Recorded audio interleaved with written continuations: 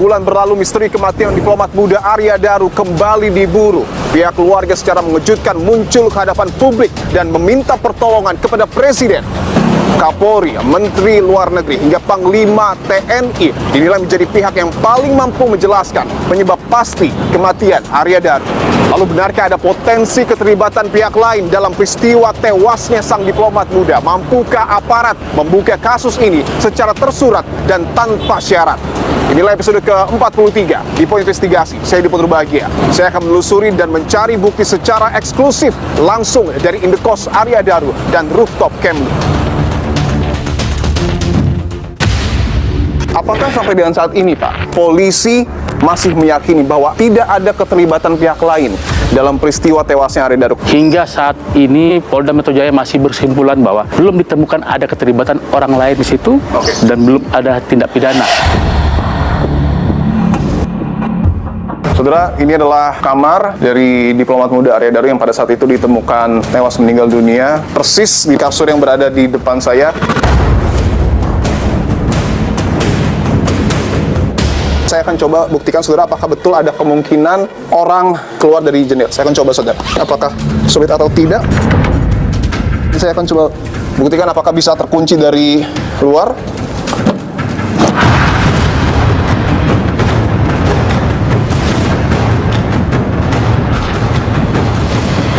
Apakah mungkin jika ada keterlibatan pihak lain terkait dengan tewasnya Arya Daru, tempat ini yang kemudian menjadi tempat masuk dan tempat keluar?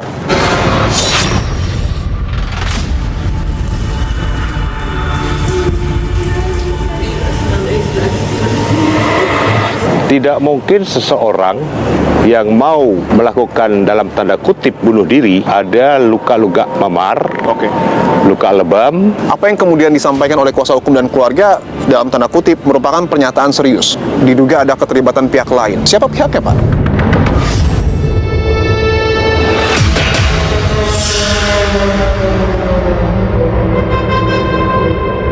Saya akan coba gambarkan, saudara. Posisinya seperti ini Arya Daru, Mas, ya? Oke, dan visual yang terlihat bagian depan jalan dari kantor Kementerian Luar Negeri. Dan di sini begitu turun dia ada bersimpuh.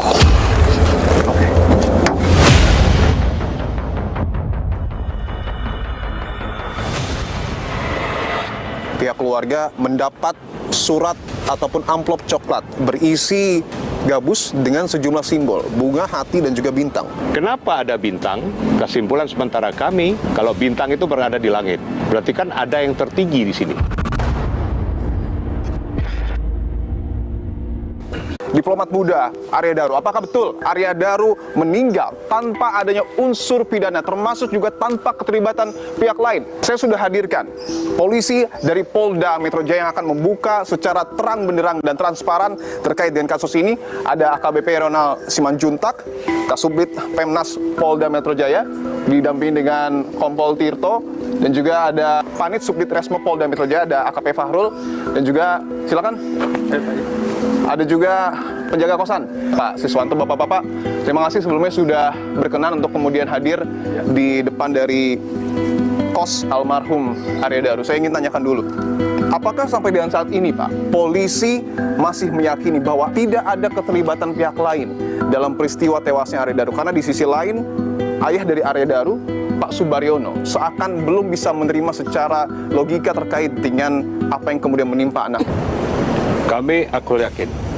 Masih meyakini bahwa kematian almarhum Arya Daru masih misterius dan ada keterlibatan pihak lain.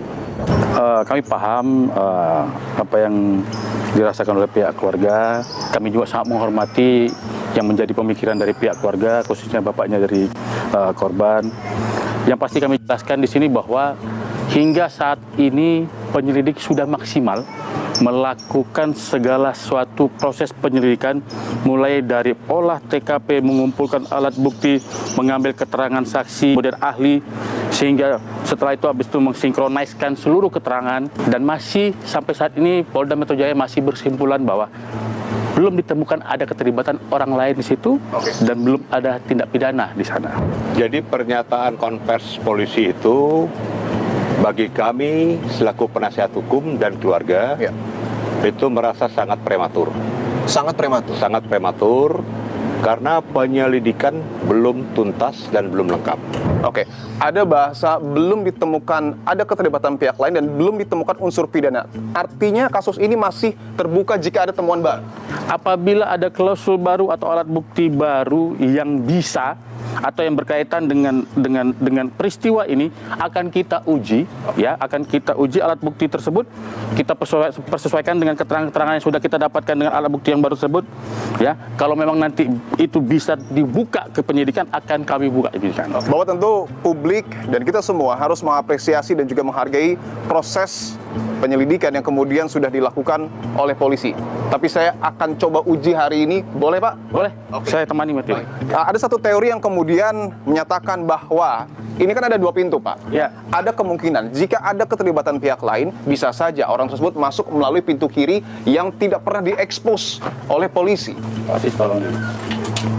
Dan ini di atas juga ada CCTV yang pada saat itu merekam kepulangan ya dari area Daru pada pukul 23.23 di kosnya pada 8 Juli 2025. Saya akan tunjukkan saudara, ini untuk pertama kalinya secara eksklusif polisi berani mengajak media untuk kemudian masuk ke dalam kos dari area Daru.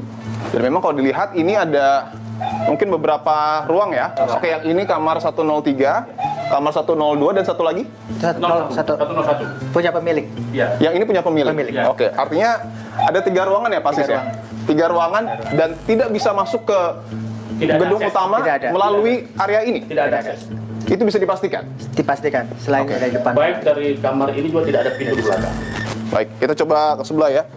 Saya akan coba menuju saudara ke pintu yang kemudian betul-betul menjadi perhatian publik. Boleh dibuka? Oke, dan dibukanya harus dengan akses ya Pak ya? Yes. Oke. Baik.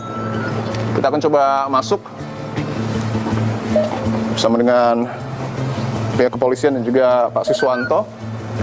Dan ini ada kamera juga di situ ya Pak ya? Ya. Di belakang pintu. Ya. Ini 2 ruangan yang masih digunakan untuk Toko vape. toko vape ya? Iya, Berarti toko vape. ini bukan kamar? Bukan. Oke, bukan kamar. Dan ini adalah kamar 105 yang kemudian menjadi epicentrum ataupun lokasi ditemukannya diplomat muda Arya Daru tewas dengan kondisi kepala terbungkus plastik dan juga terlilit lakban. Kita akan masuk ke sini, tapi saya ingin konfirmasi dulu bahwa yang menjadi pertanyaan publik, yang menjadi teori kedua mungkin, kegelisahan dari publik adalah kenapa CCTV yang kemudian dimunculkan oleh polisi hanya yang situ? Karena ada 2 CCTV di sini, Pak. Jadi untuk CCTV yang kami analisa yang di sini yang merupakan CCTV utama yang terakses dengan pemilik kos. Jadi kami hanya menganalisa yang berada di sudut seperti ini karena yang sebelah sini sudah tidak berfungsi. Sudah tidak berfungsi, tapi sudah diambil mungkin memorinya oleh polisi. Ya sudah, kami sudah mengambil semua memori yang ada di sini. Ada satu kabel hitam, apakah itu CCTV juga Pak? Menurut keterangan dari penjaga kos itu bekas lampu yang sudah lama tidak digunakan. Betul itu bekas lampu Pak Bekas lampu, Siswanto? Pak. Oke, artinya bukan bekas CCTV? Bukan. Saya datang udah seperti itu. Karena yang kemudian dipertanyakan lagi oleh keluarga ataupun penasihat hukum dari Arya Daru adalah siapa yang kemudian menginstruksikan untuk menggeser CCTV tersebut pada pagi harinya, apakah betul sang istri atau pemilik kos? Kami luruskan di sini bahwa CCTV itu berubah sudut angle-nya pada saat istri meminta untuk penjaga kos, Pak Sis, mendobrak pintu. Oke. Jadi permintaannya mendobrak pintu. Tolong Pak, tolong didobrak, tolong cek suami saya. Seperti itu ya Pak Sis ya.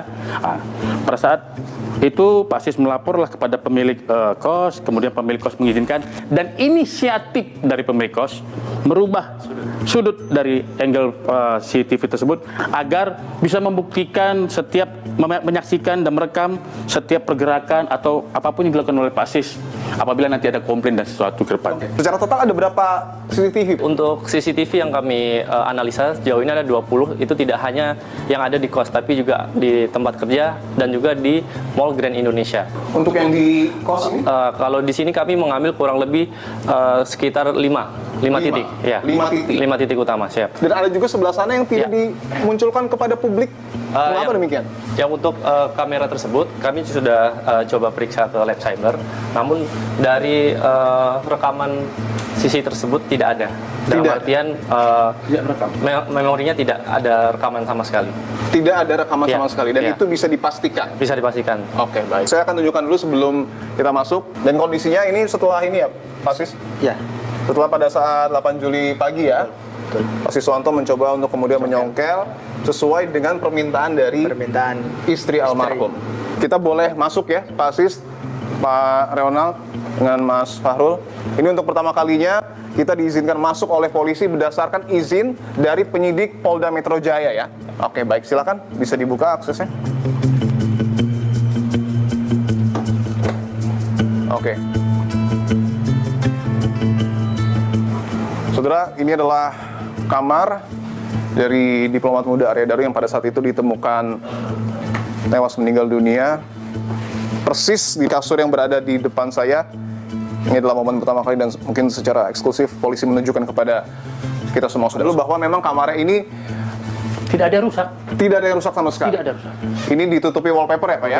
Wallpaper sudah lama. Terus saya akan periksa semuanya. Ini oke, memang bangunan-bangunan keras ya Pak ya? Iya. Tidak ada sama sekali mungkin bekas atau bekas yang diperbaiki atau mungkin bolong dan lain sebagainya di atapnya juga ya? Tidak ada yang rusak sama sekali. Tidak ada yang rusak sama Iya. sekali. tidak ada.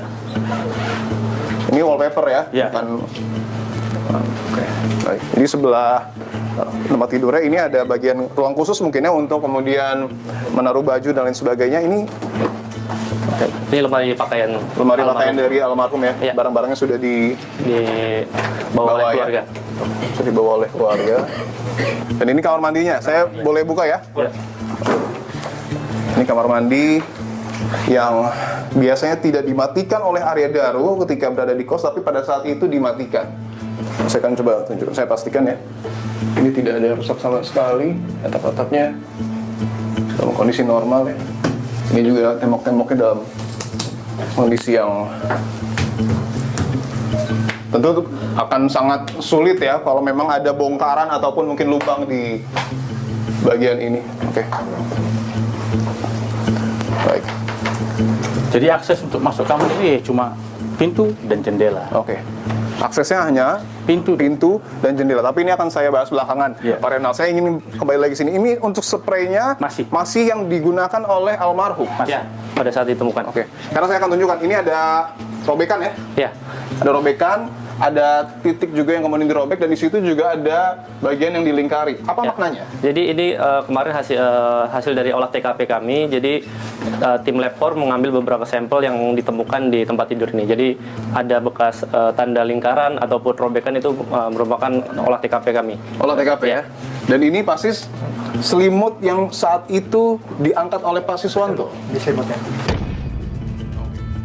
Jadi pada saat pertama kali ditemukan, pada saat itu keadaannya almarhum masih tertutup oleh selimut. Oke. Ya, keadaan kaki dan tangan juga tidak ada terikat ataupun terlilit benda lain, jadi dalam kondisi bebas seperti itu. Oke. Tapi memang kondisinya itu terbungkus plastik terlebih Iya. dahulu. Udah terbungkus plastik, kemudian terlilit oleh lakban warna kuning tersebut. Apakah ada hal-hal yang mencurigakan? Karena kalau secara visual ada beberapa bagian tubuh yang mungkin memar, bahkan kalau tidak salah saya melihat juga hidungnya, mohon maaf, agak sedikit bengkok ya. Ada beberapa luka di bagian lengan. Oh, di bagian lengan. Di bagian lengan dan juga hasil pemeriksaan juga menunjukkan ada beberapa luka juga di sekitaran leher dan juga wajah. Seperti itu. Kalau hidung almarhum itu dalam kondisi yang normal? Hidung dalam kondisi normal dalam artian hidung tidak patah ataupun luka. Oke. Ketika almarhum pulang pukul 23.23, kemudian juga 1 menit berselang, pukul 23.24, almarhum keluar dengan membawa tas ataupun membawa kantung sampah mungkin ya, yang memang cukup besar dan kemudian dibuang keluar, kembali lagi, dan berdasarkan keterangan Pak Siswanto itu hal yang tidak pernah dilakukan oleh almarhum. Ada isinya, Reno? Kurang lebih 12 Bisa item. ditunjukkan kamera, mungkin bisa diambil. Ada 12 item, Pak? Ya, Oke. 12 item ditambah dengan Ya, ada struk.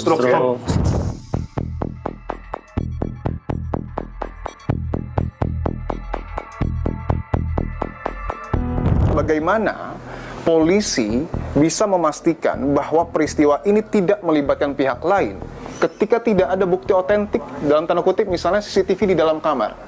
metode yang digunakan oleh penyidik Direktorat Kriminal Umum Polda Metro Jaya, ya selain alat bukti konvensional, ya CCTV dan lain-lain, itu juga kita padukan dengan pembuktian scientific crime investigation, ya mulai dari pengambilan sidik jari, kemudian menyusuri tempat ini untuk mengambil segala suatu hal yang mencurigakan untuk menemukan adakah orang yang masuk selain dari korban ADP.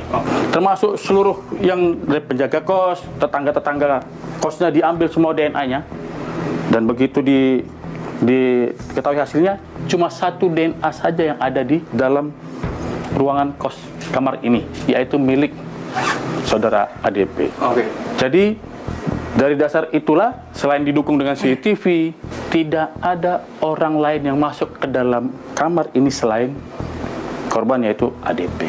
Saya ingin menyinggung apa yang kemudian sebelumnya sudah dikatakan oleh Pak Reonald dan membuktikan, Pak, bahwa hanya terdapat 2 akses ketika seseorang ingin masuk ke kamar dari Arya Daru. Dan ini harus dibuktikan tentu untuk kemudian memberikan pemahaman yang utuh kepada publik bahwa selain pintu ada jendela yang kemudian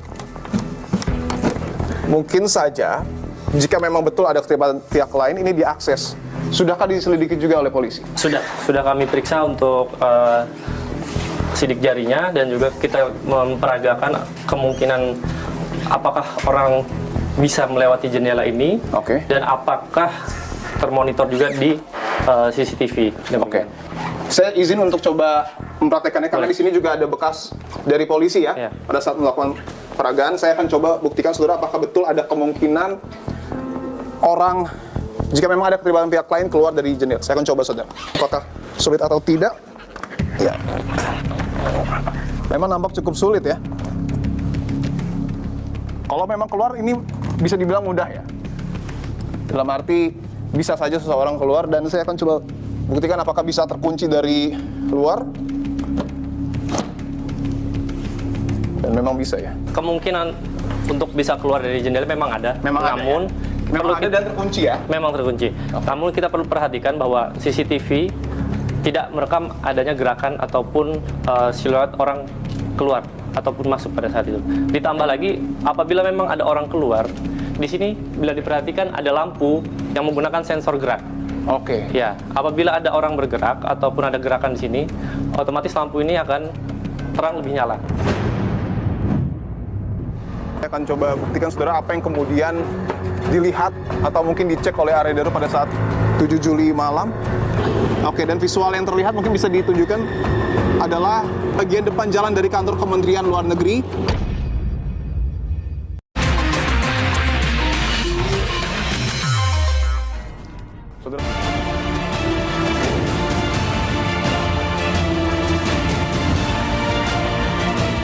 Saya izin boleh ke dalam untuk kemudian memastikan kepada publik bahwa apakah betul kecurigaan yang kemudian menyeruak ke permukaan. Ini adalah ruang tunggu ya, ruang tunggu, ruang tamu dari kosan ini. Ada berapa kamar Pak Siswanto secara total? Di sini ada 8. Ada 8? Ya, area sini ada 8. 9 sama saya itu. Memang ada, nampaknya bagian atas ya. Saya akan masuk lebih ke dalam dari kos almarhum Arya Daru. Saudara, ini adalah kamar dari Pak Siswanto, kamar sejak awal di sini, Pak? Iya, sejak awal saya datang. Boleh saya intip sedikit? Boleh, silahkan. Saya akan tunjukkan saudara, ini adalah kamar dari Pak Siswanto. Untuk saat ini, kamar yang terisi masih sama seperti sebelum kejadian atau? Sekarang ada 2. 2? Itu sudah berkurang? Sudah berkurang. Baik. Di depan dari kamar Pak Siswanto adalah dapur mungkin ya Pak ya? Dapur umum. Dapur umum yang memang bukan umum sih, bukan umum. Khusus saya. Dapur khusus Pak buat saya. Siswanto. Bukan umum. Berarti yang ngekos di sini tidak bisa akses? Tidak bisa, nggak boleh. Nggak boleh. Oke. Ada CCTV juga, saudara, di bagian sini. Di situ juga ada. Ini ada kamar mandi yang setiap hari digunakan pasti ya, Pak ya? Betul, itu. Oke. Adakah akses untuk mungkin naik ke atas dari sini? Tidak ada, Pak. Tidak ada ya? Tidak ada. Oh, berarti ini tangga bukan untuk naik ke atas ya? Nah, itu untuk masang-masang lampu aja, Pak. Oh, untuk masang lampu. Oke, baik. Bahwa ternyata kos dari almarhum Arya Daru ini tidak satu lantai ya, Pak ya, tapi ada 2 lantai. Boleh kita lihat? Boleh, Oke. Pak. Saya akan coba ajak penyidik dari Polda Metro Jaya dan juga Pak Siswanto untuk melihat secara langsung, saudara, ke bagian atas dari kos almarhum Arya Daru. Saudara, kita sudah ada di, bisa dikatakan lantai 2 ya, lantai 2 dari kos almarhum Arya Daru. Memang situasi ini cukup luas ya. Sebelum kita masuk ke sana, saya ingin tanyakan dulu, apakah mungkin jika ada keterlibatan pihak lain terkait dengan tewasnya Arya Daru, tempat ini yang kemudian menjadi tempat masuk dan tempat keluar? Jadi kalau kita perhatikan bersama, kiri kanan dari kosan ini langsung menempel kepada rumah orang lain. Dan Begitu juga dari belakang kita bisa lihat bahwa di sini tidak ada akses ataupun pintu untuk masuk ke lingkungan kosan ini. Di sebelah sini juga bisa dilihat, ini berbatasan juga dengan rumah tetangga ya, sebelahnya ya. Tidak mungkin Mas masuk ke sini, Mas Fatul? Ini memang kontrakan, tapi untuk masuk hanya lewat depan yang pemilik utamanya. Jadi untuk akses ke sini pun tidak ada. Dan ada satu ruangan lagi yang mungkin harus ditunjukkan juga ya kepada publik. Satu ruangan yang kemudian ada di lantai 2 kos almarhum Arya Daru. Ini apa, Pak Sis? Gudang. Gudang. Boleh saya masuk ya? Silakan. Saya akan masuk. Dorong aja, Pak. Nah. Oke. Oke. Satu-satunya ruangan di lantai 2 kos almarhum Arya Daru adalah gudang. Memang bisa dilihat kondisinya selayaknya gudang pada umumnya, menaruh barang-barang yang memang tidak digunakan lagi oleh pemilik kos atau mungkin juga penjaga kos. Untuk gudang ini juga sudah diperiksa? Sudah kami periksa. Hasilnya? Tidak ada tanda-tanda orang yang mungkin bersembunyi ataupun masuk melalui tempat ini.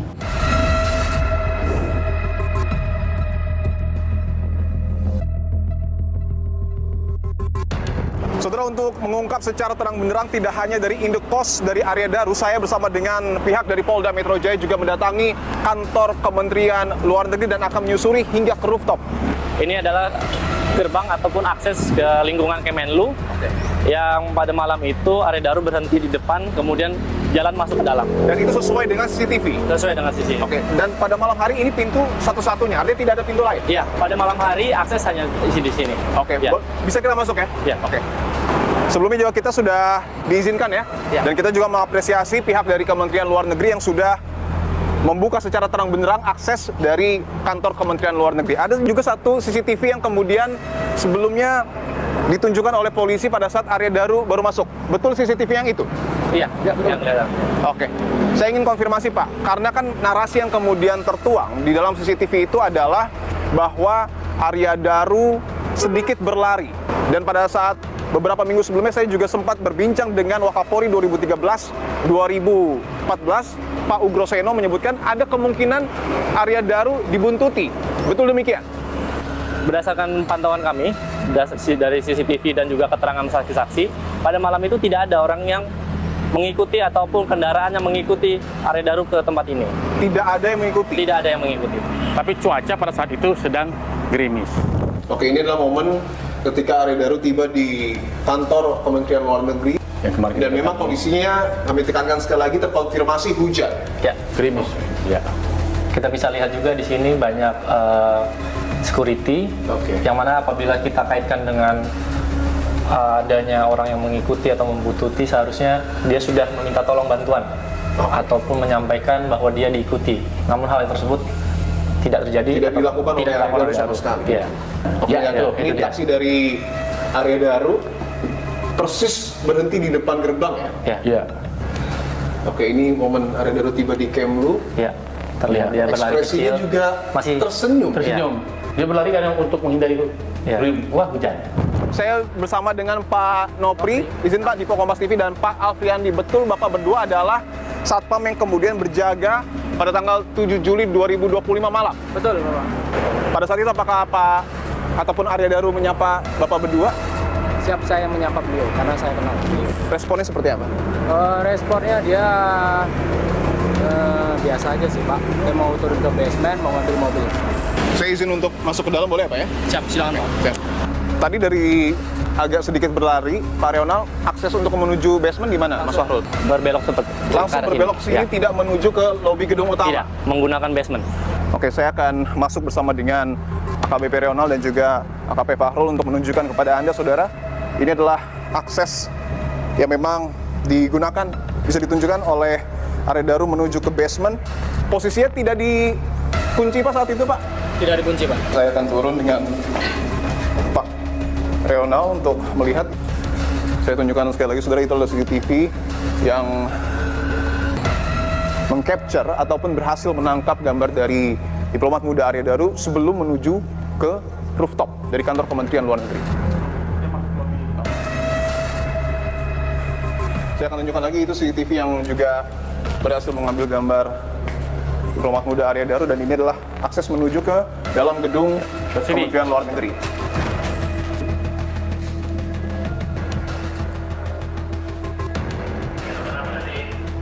Oke, kita akan coba langsung masuk ke lift yang saat itu digunakan oleh Arya Daru, saudara. Saudara, saya sudah tiba di lantai 12, bisa ditunjukkan dari gedung kantor Kementerian Luar Negeri, yang saat itu terlihat Arya Daru tiba di titik ini ya Pak ya? Ya. Sekitar hampir pukul 10 mungkin ya Pak ya? Kamera yang menangkap Yang di sebelah sana. Yang di sebelah Ya. sana. Di sana juga mungkin Sudah, menangkap ya, iya, Pak ya? ada juga. Kalau di sini tidak ada CCTV ya? Tidak ada. Tidak ada sama sekali, oke. Saya akan coba naik, saudara, bersama dengan pihak dari Polda Metro Jaya. Mas Fahrul, saya ingin konfirmasi lagi. Artinya ketika menaiki lantai ini masih menggunakan tas dan juga membawa satu kantung? Iya. Dan ini posisi di mana ditemukannya tas ransel dan juga belanjaan dari Arya Daru. Oke, saya akan tunjukkan, saudara. Ini adalah lokasi ataupun titik ditemukannya tas dan juga paper bag yang dibawa oleh Arya Daru. Kita akan coba masuk ke rooftop, saudara, lantai 12, dan ini adalah bagian rooftopnya dari kantor Kementerian Luar Negeri.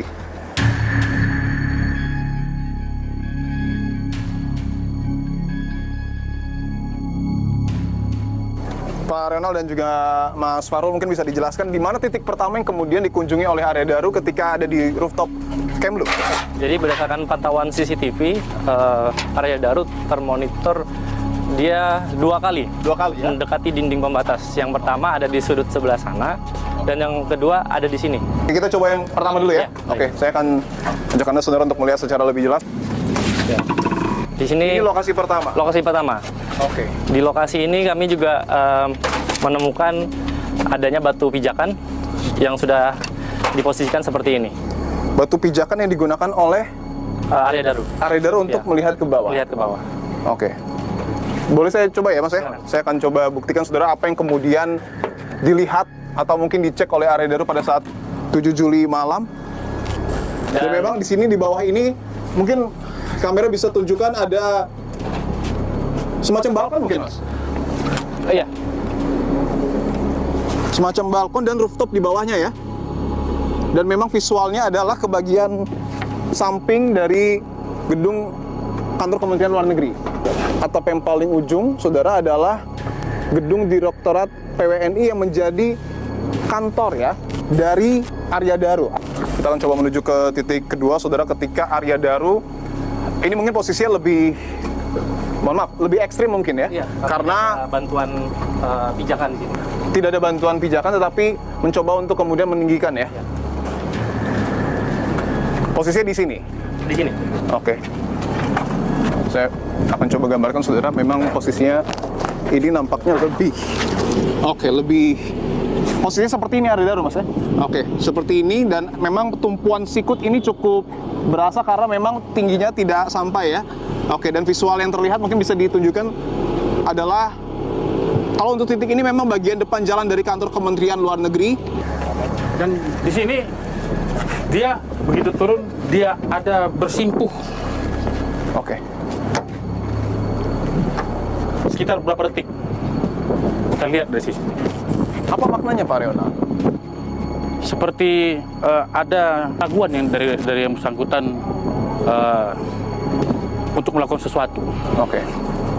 Dan itu hasil dari penyelidikan yang dilakukan oleh polisi. Dan ini nyambung dengan ada keterangan saksi yang menyatakan bahwa sekitar setahun yang lalu dia pernah survei tempat ini. Apakah bisa ditarik kesimpulan Arya Daru mendatangi rooftop pada tanggal 7 Juli bukanlah kali pertama? Ya, betul. Karena sudah ada keterangan dari saksi menyatakan bahwa dirinya sudah pernah melakukan pengecekan di kantor Kemenlu, namun korban menyampaikan kembali, iya kalau mati, kalau nanti nyangkut saksi nggak jadi mati, malah hidup cacat lagi. Itu kalimatnya. Oke, saya ingin coba buktikan sekali lagi, saudara, karena Kalau di sini, ini 12, di sana lantai 8. Lantai 4, maaf, lantai 4. di sini yang bawah itu lantai 4. Ya. Oke. Oke, baik. Dan untuk tinggi badan almarhum Arya Daru 165 dengan posisi dinding yang setinggi ini butuh upaya lebih untuk bisa naik. Apa yang kemudian disampaikan oleh kuasa hukum dan keluarga dalam tanda kutip merupakan pernyataan serius karena diduga ada keterlibatan pihak lain. Siapa pihaknya, Pak?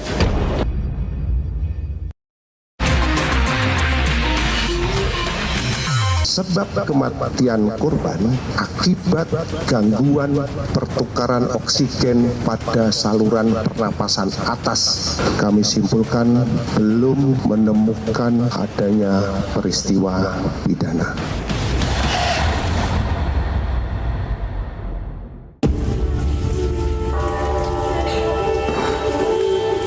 Dua bulan berlalu penyebab kematian Arya Daru, diplomat muda yang tewas di kamar indekosnya dengan kepala terlilit lakban masih menyisakan tanya, terutama bagi pihak keluarga. Pada 23 Agustus, sang ayah akhirnya muncul ke hadapan publik. Ia meminta kepada Presiden Prabowo Subianto untuk turun tangan, menginstruksikan Kementerian Luar Negeri, Panglima TNI, hingga Kapolri untuk membuka terang kasus yang merenggut nyawa anaknya. Keluarga Arya Daru pun menempuh serangkaian langkah hukum. 28 Agustus melalui kuasa hukumnya, keluarga melayangkan surat kepada Kapolri untuk meminta bantuan pengungkapan kematian Arya Daru. 30 Agustus, antisipasi intimidasi, keluarga ajukan permohonan perlindungan kepada LPSK atau Lembaga Perlindungan Saksi dan Korban. Pada 3 September, kuasa hukum bertemu Ketua Komisi 3 DPR RI, Habibur Rahman, guna mendesak kasus kematian Daru dibahas dalam rapat dengar pendapat di DPR RI. 8 September, kuasa hukum berdialog dengan Menteri Luar Negeri Sugiono. Kemlu mendukung penuh langkah hukum yang mendorong Polri membuka penyelidikan lanjutan. Sementara itu, pada 9 September, Mayor TNI Purnawirawan Marwan Iswandi, salah satu kuasa hukum, bersurat kepada Panglima TNI untuk mengumpulkan data intelijen terkait misteri kematian Arya Daru. Dan pada tanggal 16 September, kuasa hukum kembali mendatangi Mabes Polri guna mengajukan permohonan perlindungan hukum bagi keluarga Arya Daru dan meminta penyelidikan lanjutan atas kematian Arya Daru. Misteri kematian Arya Daru makin terasa usai sebuah amplop coklat tiba di tangan keluarga berisi styrofoam bersimbol bintang, hati, dan bunga Kamboja. Tak lama kemudian makam Arya pun diusik oleh orang tak dikenal. Lalu apakah semua ini sekedar teror sunyi atau memang ada pesan tersembunyi? Kalau berkaca pada semiologi komunikasi ataupun mungkin makna dari sebuah simbol, apa makna dari pemberian simbol bunga? Jadi bunga ini kan bunganya juga bunga khusus, bukan bunga mawar, bukan bunga melati. Ini kan bunga Kamboja yang identik dengan pohon yang ditanam di kuburan. Jadi ini tentang kematian. Ketika simbol bunga ini kita kaitkan dengan pesan dalam tanda kutip kematian, tetapi di sebelahnya ada simbol hati. Apa maknanya, Prof? Jadi ini ada keterkaitan kausalitas tadi, leksikal. Jadi leksikalnya itu menunjukkan bahwa sebuah objeknya itu Arya itu sendiri, dan lambangnya adalah bunga, tetapi diberikan simbol lain, yaitu tanda cinta. Nah, tapi cinta yang berakhir kematian. Dan yang menarik juga ada satu simbol lagi, Prof. Selain bunga, hati, dan juga bintang. Bintang itu sesuatu yang tinggi. Sesuatu yang tinggi. Yang tinggi. Jenderal juga semakin tinggi, banyak bintangnya semakin tinggi jabatannya. Keluarga Arya Daru ditemani tim kuasa hukum berharap kasus dibuka kembali. Mereka menginginkan kematian Arya Daru diungkap secara terang benderang. Saudara, saya sudah bersama dengan kuasa hukum dari keluarga Arya Daru dengan Pak Nikolai Aprilindo dan juga Pak Dwi Librianto. Pak Niko, Pak Dwi, terima kasih untuk waktunya, Pak. Polisi sebelumnya sudah menyampaikan konferensi pers dan mengatakan bahwa belum ditemukan unsur pidana. Banyak kejanggalan kami temukan, baik dalam hal otopsi sesuai dengan apa yang diterangkan oleh forensik RSCM, kemudian cara kematian dari almarhum. Tidak mungkin seseorang yang mau melakukan dalam tanda kutip bunuh diri atau bahasa halusnya tidak melibatkan pihak lain. Itu dia sebelum meninggal ada luka-luka memar, luka lebam. Apa yang kemudian disampaikan oleh kuasa hukum dan keluarga dalam tanda kutip merupakan pernyataan serius karena diduga ada keterlibatan pihak lain. Saya ingin langsung tanyakan, siapa pihaknya, Pak? Kalau pihaknya, kami belum dapat memastikan siapa pihaknya, dan itu merupakan kewenangan dari penyelidik. Saya yakin bahwa dalam hal ini penyelidik atau pihak kepolisian sudah mengantongi nama pihak-pihak yang terlibat. Jika betul ada keterlibatan pihak lain, ini menjadi suatu tudingan yang serius. Artinya, apakah pihak kuasa hukum juga sudah memiliki informasi atau bahkan mungkin bukti motif apa yang kemudian melatar belakangi jika ada betul peristiwa pembunuhan? Ya, kami sebenarnya bisa dikatakan mengetahui dalam tanda kutip ya, berdasarkan berbagai informasi dan data yang kami terima. Tetapi kami tidak mau mendahului pihak kepolisian. Karena yang berwenang untuk menyatakan itu adalah pihak kepolisian. Kami sekedar hanya bisa memberikan informasi kepada pihak kepolisian. Tetapi juga kami butuh informasi yang lebih lanjut dari pihak kepolisian untuk kita olah bersama, analisa bersama. Karena ini menjadi menarik ketika kuasa hukum mendatangi Puspom TNI. Kita tahu juga sebelumnya pihak keluarga mendapat surat ataupun amplop coklat berisi gabus dengan sejumlah simbol, bunga, hati, dan juga bintang. Dan pada akhirnya banyak interpretasi di sini dan mengaitkan dengan identitas dari salah satu instansi kita. Ya, jadi dengan adanya amplop coklat yang berisi styrofoam berupa bunga Kamboja, kemudian hati, kemudian bintang, kami menganalisa sementara bahwa kenapa ada bintang. Kesimpulan sementara kami, kalau bintang itu berada di langit, berarti kan ada yang tertinggi di sini, ada petinggi di sini. Sehingga ini perlu diungkap siapa sesungguhnya mastermind dari kematian misterius ini. Apakah kemudian ada rencana dalam waktu dekat, memang betul sudah bersurat ke Mabes dan juga Puspom TNI, apakah ada rencana dalam waktu dekat akan mendatangi juga Polda Metro Jaya? Ya, kami juga akan mendatangi Polda Metro Jaya. Karena sampai sekarang pihak keluarga sejak peristiwa kematian misterius almarhum dan laporan yang disampaikan oleh pihak keluarga belum diberikan namanya SP2HP. Surat pemberitahuan perkembangan hasil penyelidikan. Yang kedua, pihak keluarga pun tidak pernah diberikan hasil otopsi lengkap. Tidak pernah diberikan? Tidak pernah diberikan sama sekali. Dan yang ketiga, hasil gelar perkara pun tidak pernah diberikan. Dari Pak Dwi mungkin Pak ingin ditambahkan? Sekarang itu HP tidak ketemu itu hal yang agak janggal. Dari beberapa yang kami tahu bahwa provider itu kan bisa diteliti, bisa dilihat dia ada di mana, Nah, itu kan sebenarnya untuk sekarang kan nggak begitu sulit untuk mencari. Banyak ahli yang bisa membuka itu pembicaraan itu semuanya. Nah, dari situ akan terbongkar semuanya. Kantung belanjaan menggunakan tas, tapi di tangan kiri Arya Daru ada mungkin semacam handphone yang masih digenggam. Dia pegang. Terlihat cukup jelas ya. Masih dipegang. Masih dipegang oleh Arya Daru.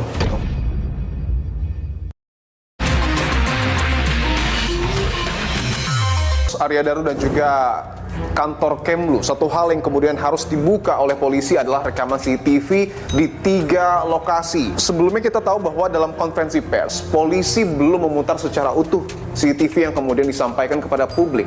Apakah saat ini bisa diputar dan ditunjukkan kepada publik, Pak?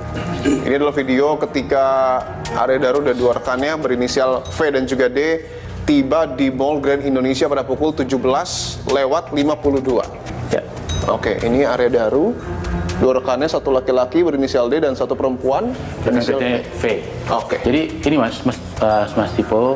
Jadi kita dapat informasi juga dari pertukaran informasi dengan Kompolnas. Oke. Kita sesuaikan dengan barang bukti yang ada bahwa ternyata korban ini sempat berkomunikasi dengan istrinya, izin pada istrinya untuk ke GI sendiri, ditanya sama siapa, sendirian. Oke. Aktivitasnya memang Arya Daru mencari pakaian? Ya, pakaian untuk yang nantinya dibawa ke tempat dinasnya yang baru.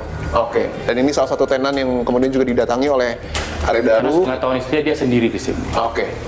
Oke, ini adalah momen di mana rekannya berinisial V dan juga Arya Daru ya?